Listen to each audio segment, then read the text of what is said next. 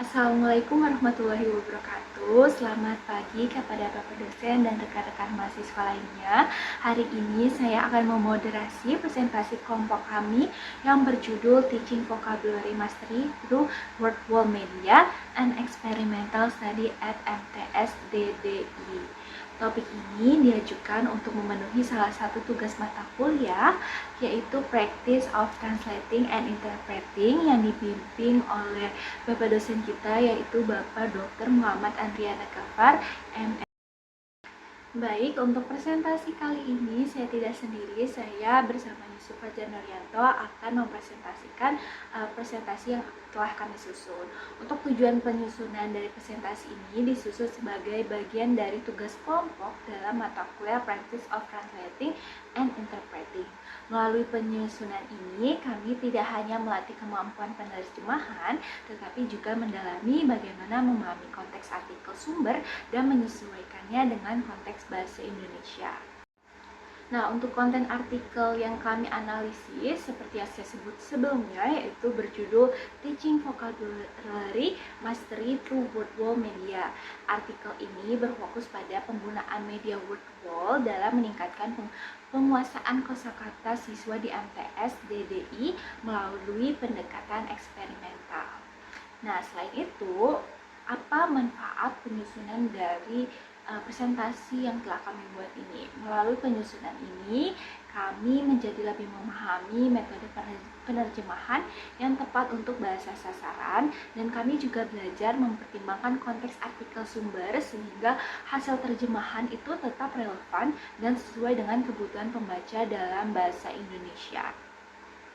Nah, untuk tujuan pembahasan artikel yang telah kami pilih ini adalah salah satunya untuk menyesuaikan konsep dan temuan penelitian dengan konteks pendidikan di Indonesia. Dengan demikian, hasil terjemahan itu tidak hanya memenuhi kaidah linguistik, tetapi juga relevan secara kultural dan edukatif. Lalu, apa manfaat untuk pembahasan dari artikel ini? Nah, salah satu manfaat dari artikel yang kami analisis adalah kita tahu penggunaan media word wall itu terbukti efektif dalam meningkatkan penguasaan kosakata siswa. Karena metode ini memberikan cara yang kreatif dan interaktif untuk membantu siswa memahami dan meningkatkan kosakata baru.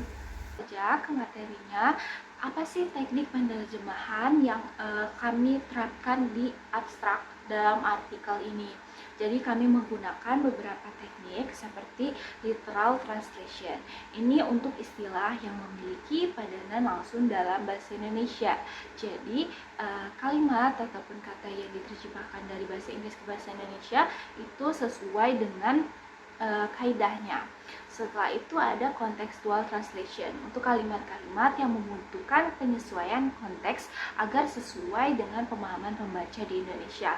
Karena ada perbedaan antara konteks ketika kita di bahasa Inggris dan di bahasa Indonesia kan itu mungkin ada beberapa kata ataupun kalimat yang berbeda sehingga kita menyesuaikan dengan konteks. Dan setelah itu ada dynamic equivalence untuk memastikan makna dan konteks itu asli dan tetap terjaga. Nah, contoh contextual translation yaitu salah satu contoh dari teknik ini adalah kalimat to collect the data, paper and pencil method with test, pre-test, and post-test was used. Kami menerjemahkannya menjadi untuk mengumpulkan data digunakan metode paper and pencil dengan tes, pre-test, dan post-test.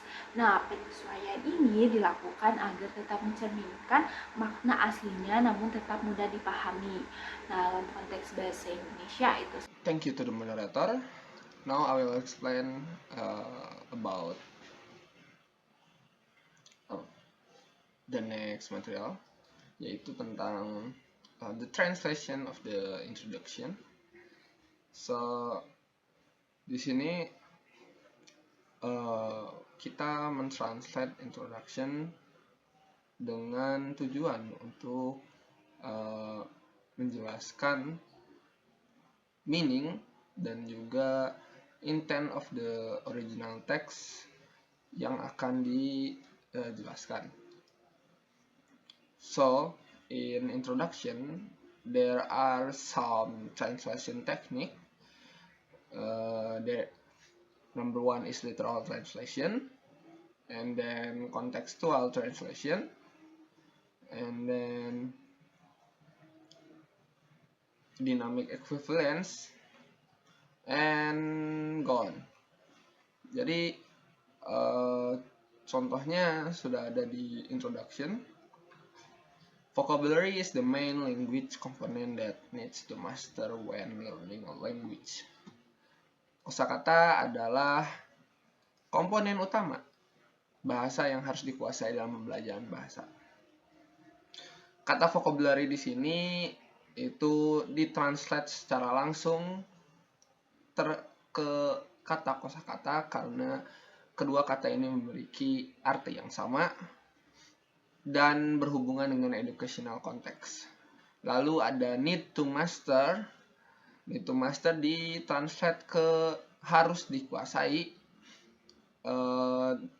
Hal ini ditranslate karena lebih cocok dan lebih natural terhadap bahasa Indonesia. Lalu ada contoh yang lain, yaitu tentang contextual translation.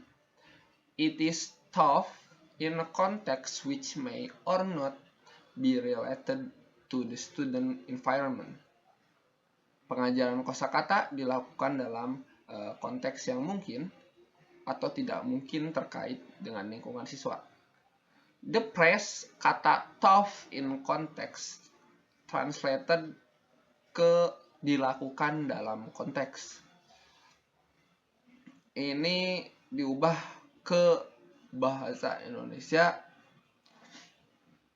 untuk lebih cocok dengan pemahaman sintak dan juga kata-kata di Indonesia. Karena jikalau di literal translation, maka jadinya akan belajar atau diajarkan seperti konteks atau di dalam konteks. Jadi lebih cocok menjadi dilakukan dalam konteks. Lalu ada tentang dynamic equivalence. Contohnya, the idea behind the word wall was that children would become more skilled at vocabulary and spelling, which would result in improved writing. Yang artinya ide di balik word wall adalah bahwa anak-anak akan lebih terampil dalam kosakata dan ejaan yang akan menghasilkan peningkatan dalam menulis.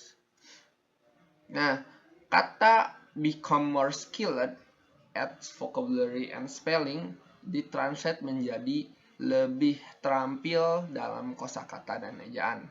Hal ini untuk lebih terdengar natural di Indonesia di kalimat Indonesia.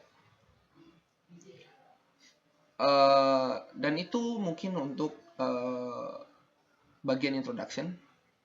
Dan juga di bagian introduction itu outdoor artikel mengenalkan tentang bagaimana pentingnya vocabulary bagi anak-anak dan juga apa sih metode yang cocok untuk mereka, yaitu metode word wall. Next itu tentang translation of the method. Jadi sekarang kita akan translation of method. Jadi di metode ini menjelaskan tentang beberapa translation teknik, tapi tentunya tujuannya untuk menjelaskan maksud, terus nada dan juga akurasi terhadap kata asli yang telah disampaikan. Contohnya ada 3 teknik yang digunakan, yaitu literal, kontekstual, dan dinamik. Contohnya pada dinamik, the result of both tests were compared to determine the effect of treatment on student vocabulary mastery. So, hasil dari kedua tes dibandingkan untuk menentukan efek perlakuan terhadap penguasaan kosakata siswa. Hal ini adalah dynamic equivalence karena katanya diubah seperti itu untuk lebih jelas terhadap pembahasan Indonesia dan lebih fokus kepada tujuan dari studi ini. Lalu ada literal translation seperti thus total score of the test was 30, sehingga skor total tes adalah 30. Ini ditranslate ke literal translation karena memang tidak jauh dari kata aslinya dan juga memang artinya itu sama dengan bahasa Indonesia. Oh iya, lalu ada teknik translation baru, yaitu tentang lexical and grammatical equivalence. Di sentence Inggrisnya adalah each correct answer got 1 point. Setiap jawaban benar mendapat 1 poin. Jadi di sini menggunakan teknik ini untuk menyambungkan kata dan juga grammar yang strukturnya hampir sama dengan bahasa Indonesia. Jadi each correct answer got 1 point. Setiap jawaban benar mendapat 1 poin. Jadi kata poin di sini tidak diubah. Dan juga memang untuk Indonesia lebih cocok gitu karena lebih akurat dengan bahasa aslinya. Oke, that's it for method. Kita lanjut ke bagian result. Next. Oke, kita lanjut ke bagian result, yaitu tentang hasil dari penelitian WordWall ini dengan menggunakan translation yang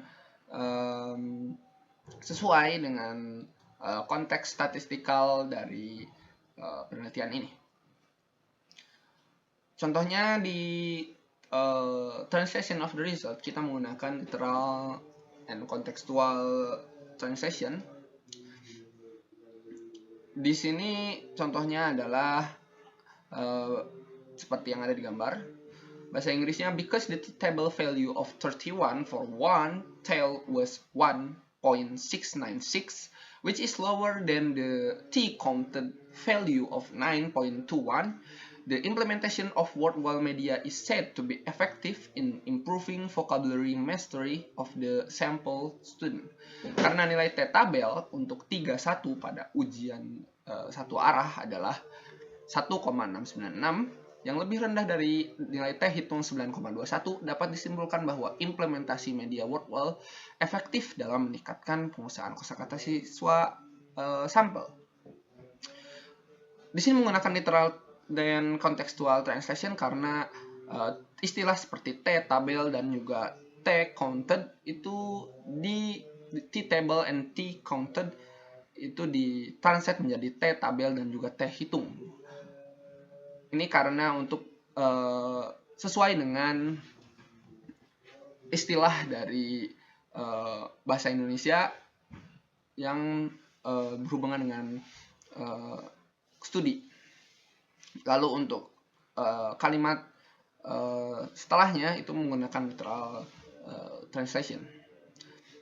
Ada juga teknik lain seperti dynamical equivalence dengan by applying t-test formula with a significance level Q value of 0.05 and degree of freedom df 31, it was found that t-counted value was 9.21.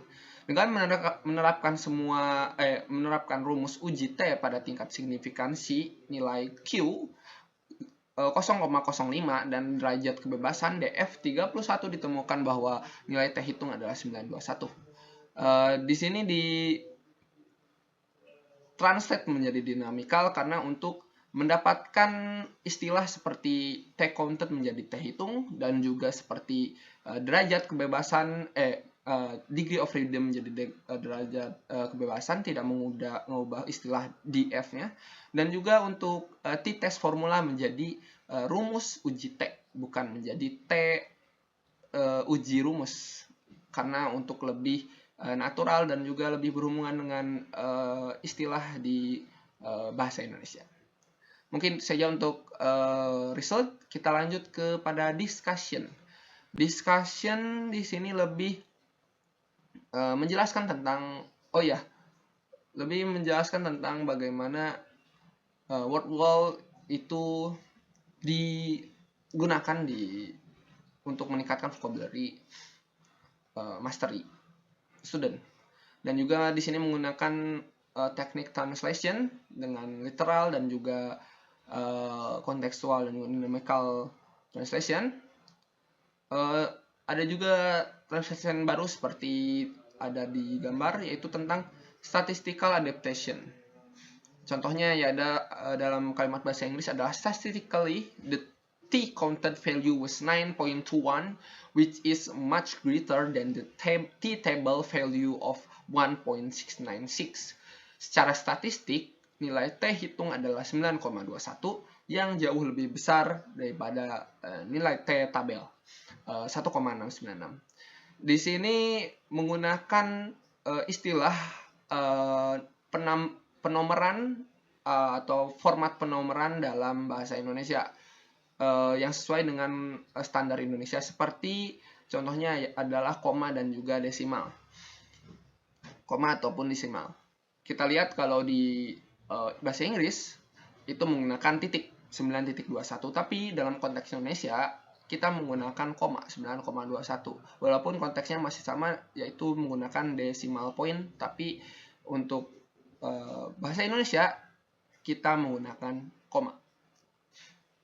Lalu ada pun literal translation seperti result of data analysis demonstrated that the student vocabulary mastery of the experimental class improved significantly after TOEFL using word wall media. Hasil analisis data menunjukkan bahwa penguasaan kosakata siswa di kelas eksperimen meningkat secara signifikan setelah diajarkan menggunakan media word wall. Di sini ditranslate secara langsung karena memang sesuai dengan Indonesia konteks dan juga lebih natural, untuk dijadikan lebih natural dengan bahasa Indonesia. Mungkin itu saja yang dapat saya sampaikan. Saya kembalikan, I will return it to the moderator.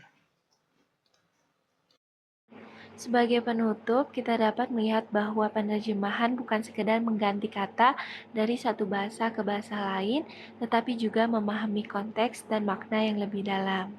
Selain itu, penggunaan media seperti word wall telah terbukti efektif dalam membantu siswa meningkatkan penguasaan kosakata mereka. Dengan pendekatan yang tepat, pembelajaran dapat menjadi lebih interaktif dan menyenangkan. Terima kasih atas perhatian Anda. Semoga materi ini bermanfaat. Wassalamualaikum warahmatullahi wabarakatuh.